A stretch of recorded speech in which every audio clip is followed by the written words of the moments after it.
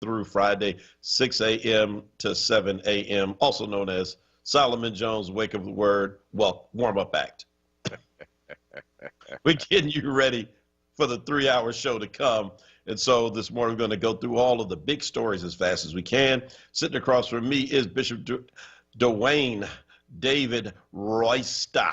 What's going on, sir? And sitting across from me is the Reverend Dr. Mark Kelly Tyler.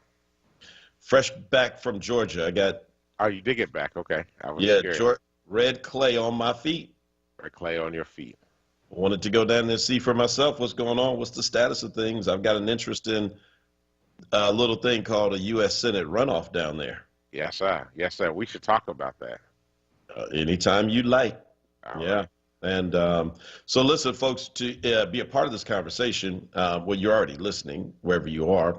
But if you have friends and family who also want to listen, you can tell them they can join us 900 AM, 96.1 FM if they're in the Philadelphia area, or they can go to wordradio.com, go to the App Store and look for WURD, and it will pull it up, and you can listen on your Android device or your Apple device. You can also check us out at YouTube, on YouTube Live, or my favorite, Facebook Live. Waiting for that live to go, the feed. Oh, good. Okay, great. So just hit the share button and be a part of this conversation on this morning.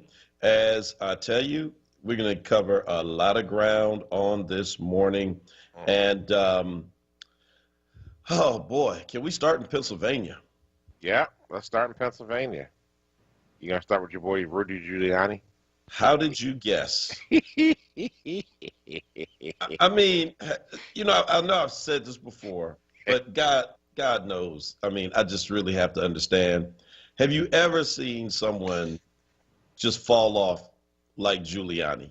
I mean, it's like, you know, you go back home, you always see that person, they're like hooked on drugs or they're on the corner, you know, somebody who used to be like just the cleanest brother on the block, you know, or the you know, the finest woman on the block. And you see him and it's like, oh man, what happened? What happened to you? Yeah. Life hadn't been good, has it? You good? Yeah. Can I do something for you? When Josh Shapiro has to go on TV and say, yeah, you know, that's not a good look. I mean, you can't even beat him up. He's so bad. What is, talk about what happened yesterday in Pennsylvania that has people all around the world just saying, Rudy, please just go home. Okay, so this is what happened yesterday. Rudy Giuliani went before the Pennsylvania Supreme Court trying to get the ballots thrown out in Allegheny and Philadelphia counties because they said that the Democratic and Republican leaders, well, actually it was 2 days ago that you did this, the Republican poll watchers were not allowed access to the polls. So a lot of people don't realize is that especially when they were in a convention center, I'm not so much sure about what happened in Allegheny, but in Philadelphia, they were at the convention center. They set up stations all across the floor of the convention center, and they had poll watcher stations because they were practicing social distancing in there. There were tables set up, so some of the places the poll watchers were, you know, a few feet, some of them they were more feet back. So anyway, that they were saying that the poll watchers were not allowed to actually get close enough to see what was happening with the ballots. So the thing about it was that the Democratic poll watchers were in the exact same place. And so there was a question. So the law went back and forth. They went back and forth about the law about this because Giuliani said they had to be able to see. The law actually says the poll watchers just have to be able to be in the room. It doesn't say where they have to be, how close they have to be, or anything like this. Anyway, so Giuliani was off the rails, right? So one minute he said it's about fraud, next minute it's not about fraud. You know, he was, you know, using some of Donald Trump's tropes in the thing. And the judge was listening. The judges were listening, and finally, they were giving him instructions on where to go to a martini bar nearby for the Trump staff to go get some drinks afterwards. Wow. And they were prepared to come back on Thursday to do more testimony. And the judge says, "I think we got everything we need." Well, so wait a minute.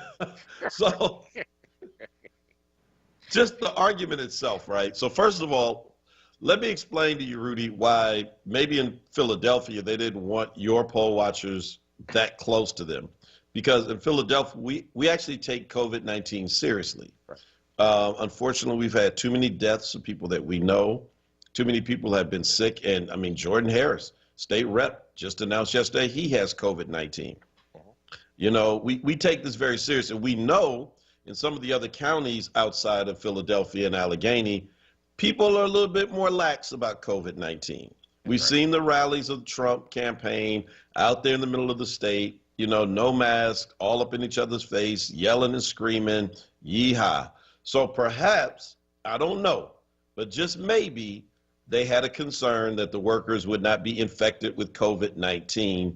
And, you know, they didn't want to catch anything from you all. The fact that this is even like a thing, here's my favorite part of the entire thing yesterday. This is in the Inquirer this morning. So let me just read right from the paper, because it has its own punchline. And talking about Rudy, and he tripped over basic points of legal procedure, and in one instance, the meaning of common words.